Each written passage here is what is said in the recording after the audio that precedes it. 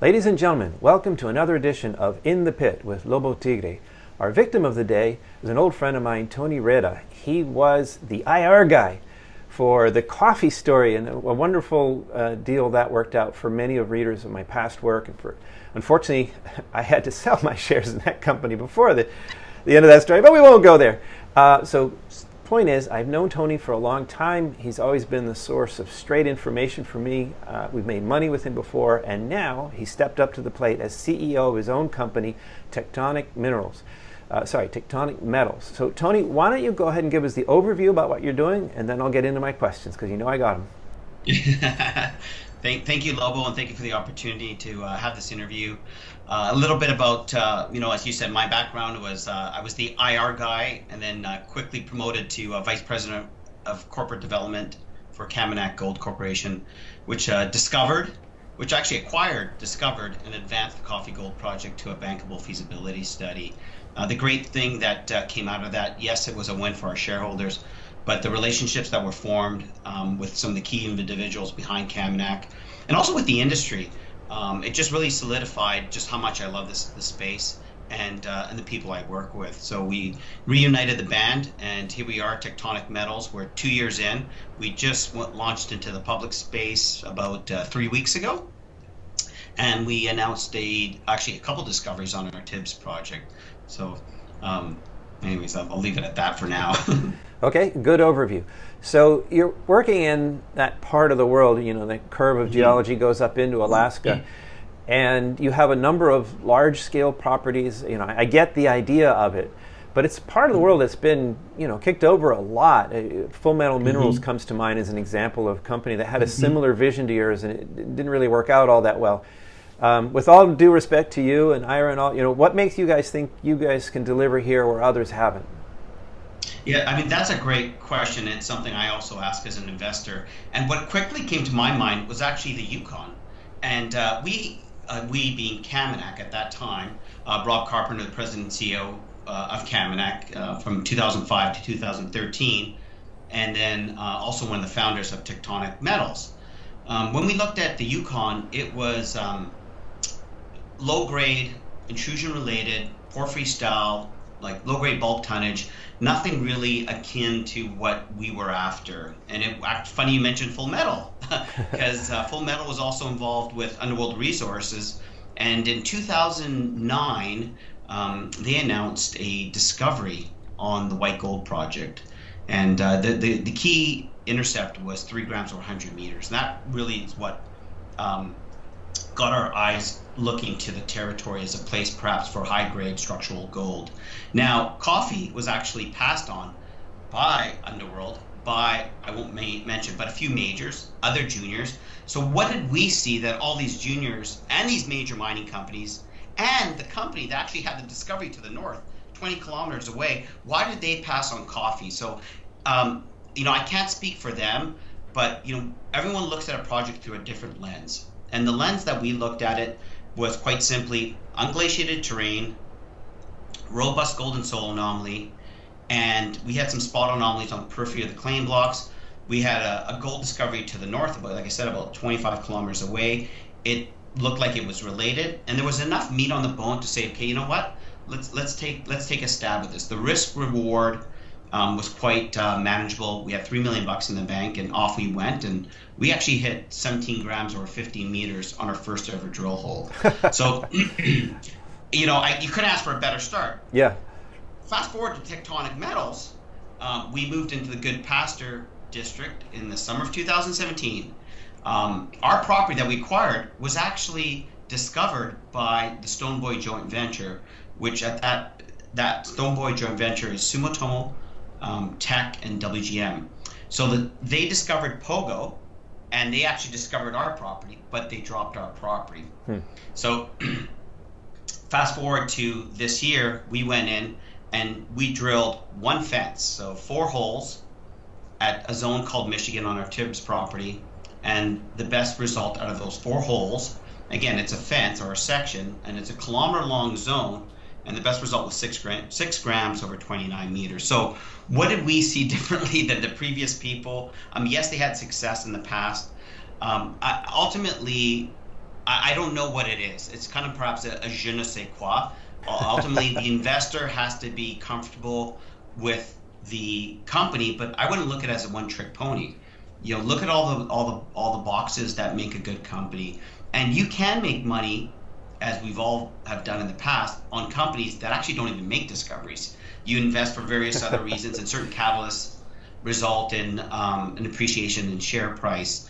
So, when I look at Tectonic, I'd like our shareholders to feel comfortable that there's a team that can execute, there's a team that can raise capital, and there's a team that can go into places and quickly advance things to the point where they can highlight the potential of the property. And Tibbs is an example where in 2 years' time we went from, again, delineating soil anomalies, trench discoveries, and now drill discoveries. So kudos to all the past predecessors because we would not be there if it wasn't for them. And I don't necessarily have a definitive black and white answer for you, Lobo. All I can tell you is that we live and breathe this, and the team that made the Coffee Gold discovery and other discoveries actually is back at it again. And at the end of the day, we want our shareholders to we want to create value for our shareholders. So. Sure. Well, of Doug Casey's 8 or 9 Ps, I'm not sure where it's at right now.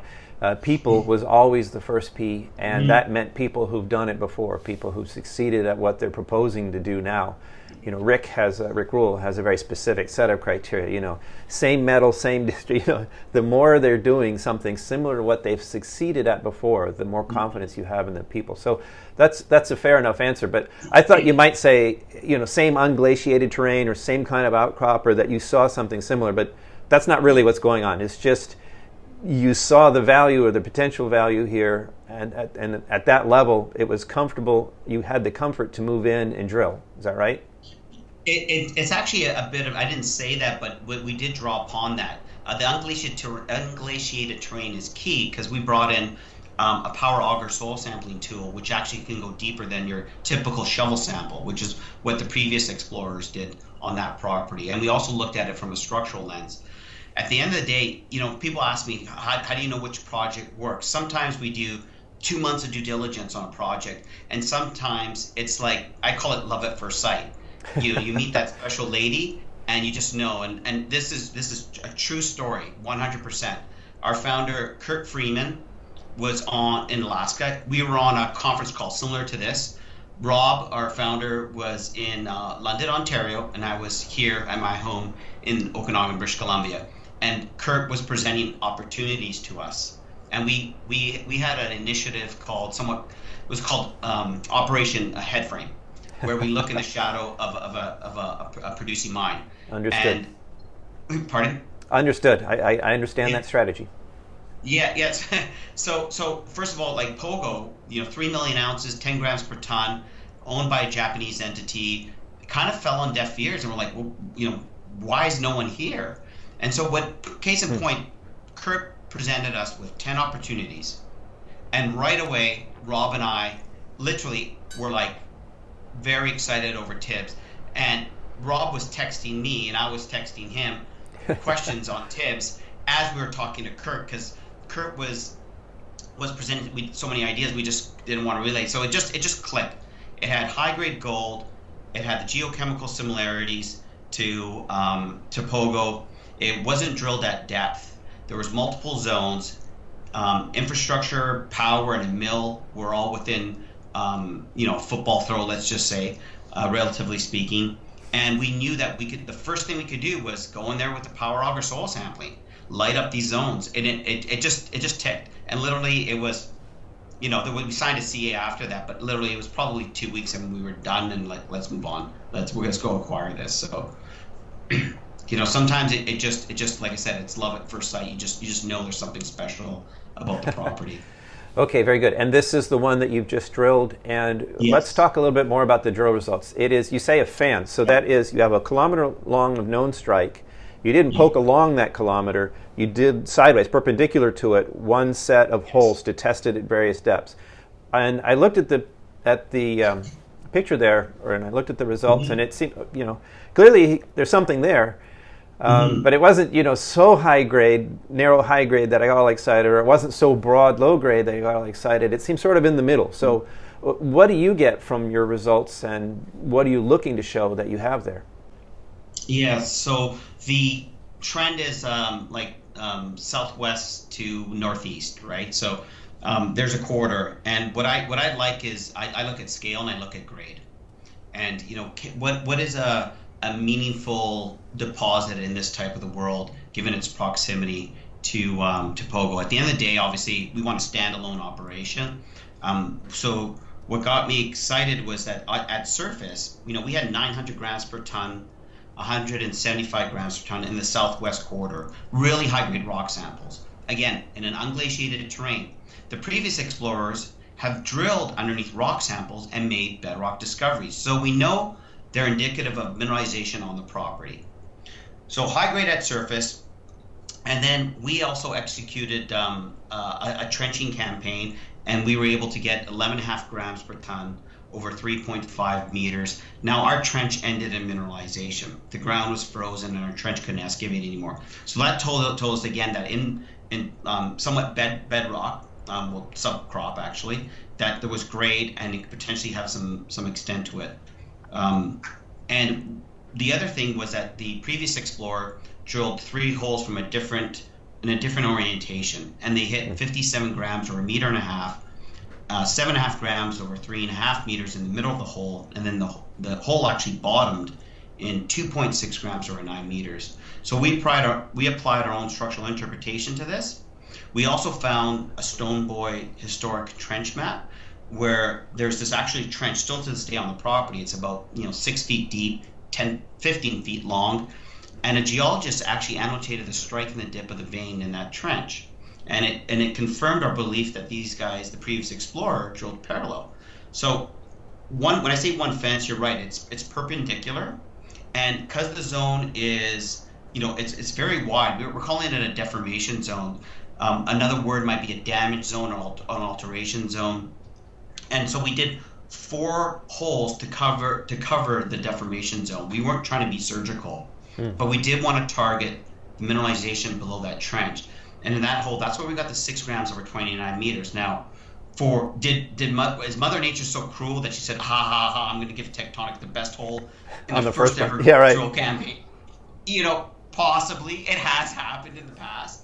I've seen it. I think we hit the sweet spot. And so you're talking about low grade and high grade. So what's happening in the deformation zone is that fluids have penetrated into cracks, structures. So gold is hosted in structures, and then also in veins. So we have 2 mineralizing vents that we're aware of. This is good when you're trying to find big systems, right? So those veins are carrying 57 grams, 100 grams, 20 grams. So that's the ticket. But we see this also as possibly a bulk tonnage opportunity where that whole deformation zone could potentially be tested and yield gold. So I'm personally excited in the fact that we have 2 styles. It's not 2 styles. It's the same style of mineralization, but it's occurring in the structure and then also in veins. So sometimes you'll get the skinny stuff, and then sometimes you'll get this what we're calling the M1 structure, which is more beefier, the heart of the Michigan zone. Is that kind of that makes sense. I've seen that before, where you get like these. Sometimes you get these shear zones where it's not really a vein, right? There's width to it. It can be 10, 20, 30, 40 meters. And the grade is never quite as high as, this beautiful quartz vein with some electrum in there, or, high-grade silver sulfides. But your tonnage adds up a lot faster. And suddenly, 1 million ounces, 2 million ounces. So I'm not trying to do your advertising for you there. It's just one fence. But I get the idea that you have that, potential there. But, of course, that implies a lot of drilling. So I got to ask the next question, what's the budget for the year ahead? What'll it take you to test these hypotheses, and how much money do you have in the bank? Yes, so as of our last published financial, which was in September, we had 2.8 million cash.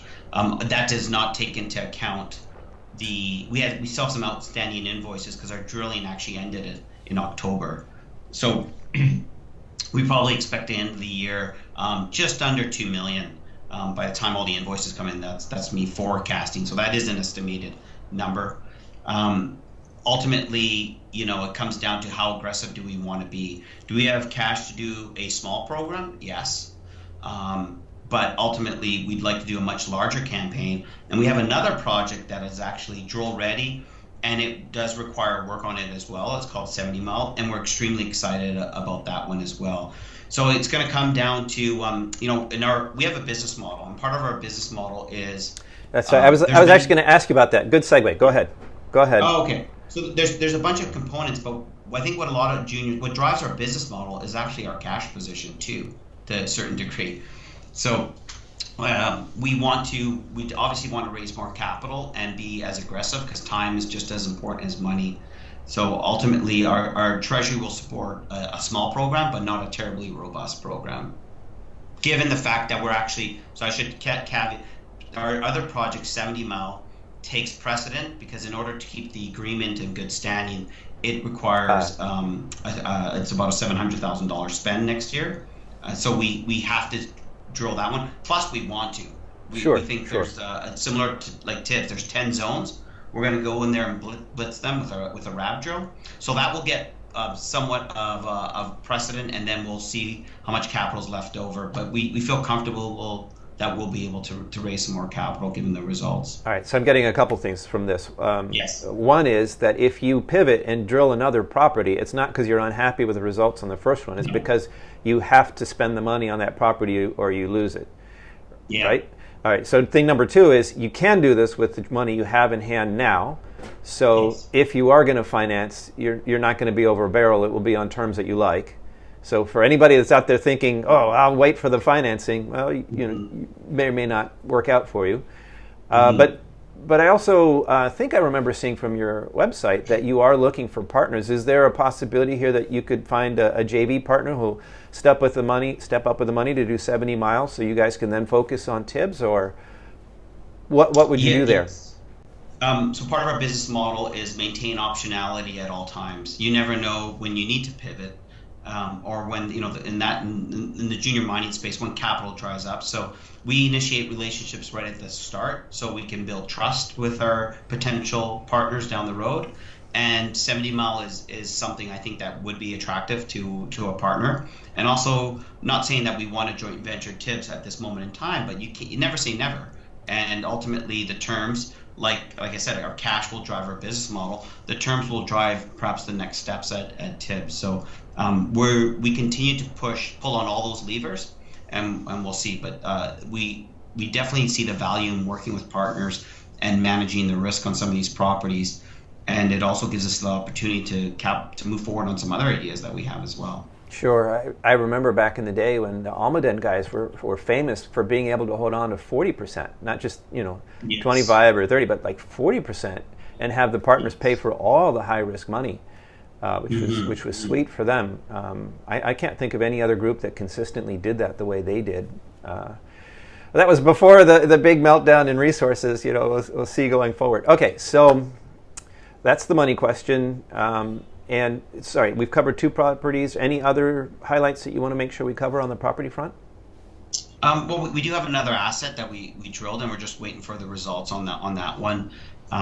It was, again, tied to an expenditure commitment. We had it for a year and a half. We advanced it. The next logical step was to put a few holes in the ground. And one of the things that, again, a RAB drill is not revolutionary by any stretch, but we were actually the first company to bring it into Alaska. And it came down to, you can do as much surface work as you want. As you know, in our business, the drilling is called the truth machine. Right. So from our perspective, you do the surface work, and we had the capital. We had the state highway that goes right by the property. So we stepped up and we put a few holes in there to get a sense of, it's again another geological data point to understand what's happening there. So stay tuned for those results, and we always have our. And sorry, which property is that? That one's called Northway. Northway, all right. And okay, RAB, it's not as beautiful as a nice section of core that gives you all kinds of geology, but it is cheap and fast. Yes, exactly, extremely fast. So it has a place in Australia. It's their bread and butter. Like that's another other part. But Australia's very. I mean, it's like, it's like soil sampling, I guess you might say. Like it's commonly used a lot. All right. Well, I don't normally ask corporate type questions, but it strikes me, you've done a lot of work and you've drill tested 2 properties already. You've got another one ready to go, and that you will drill one way or the other coming forward. Why did you take 2 years to IPO? I mean, you've clearly already been in motion. Why not do that earlier and maybe raise some more money and like? Yes. So good question. We had, since we formed the company. Again, it was summer of 2017. The debate between private and public was at every board meeting. When's the right time? We knew we were on borrowed time. Yes, we could raise capital. We brought in some really quality shareholders that supported us, RCF being one of them, one of the largest resource funds in the world. They own about just under 10% of the company. And we wanted to drill, and we knew we wanted to drill this year, more specifically drill tips. And we also wanted to expose our shareholders to a potential discovery. Now, when we made that decision, we looked at all the discovery stories out there in the public domain. It was the only thing that was getting traction. West Haven, Great Bear. Yes. There's others that come to mind, but sorry, that are not coming to mind right now. But you could see these the market responding and capital being injected. So we felt after a year and a half of being private, we made that decision, and obviously it took, it takes about 6-7 months to get public. So the reason to go public was access to capital, liquidity for our shareholders if they wanted it, and then also potential upside with the drill bit. Okay. Or drill discovery. Yeah. Well, for a new company that's just getting going, it seems like you've got some really interesting kicks at the can here right out of the gate. So I got to wrap up, though, with the question I always ask everybody, and that is the skin of the game question. If my viewers out there, you're trying to tell them they should buy your stock, and I got to ask, how much of your own money have you put into it? Well, the Tectonic team owns 38% of the stock. And, what does that mean, 38%? If you issue yourself a bunch of shares at a penny, then, but on a monetary, we've invested about $1.3 million Canadian. And that was at several price points, all the way up to the last financing at 35 cents. At 35 cents, our chairman, two of our directors, myself, Ira, and a couple employees stepped up and bought some stock at 35 cents. So me personally, I have just over $200,000 invested in this company. And, what does that mean now? If I have $20 million in the bank, 200 grand is whatever, I don't roll in the circles of some of my board members. I'm not in that category. But for me, $200,000 is essentially the biggest investment I've ever made in a company, and also my entire net worth. For better or for worse, this company will take me to some sort of level. So I'm all in. And not only, the other thing I would also tie it to that question is just how much of my time is dedicated to Tectonic. And I don't work for any other company, and that applies to all of Tectonic management. We're 100% Tectonic. We don't have 2 or 3 companies, and you won't see me be a CEO of 2 or 3 companies. All of our ideas, time and energy, and that's a policy that we have, goes into Tectonic. So time and money, I'm all there. Excellent. Those are great answers. Much appreciated. Thank you. Thank you for your time and for your information. You're welcome. Thank you as well. I appreciate it.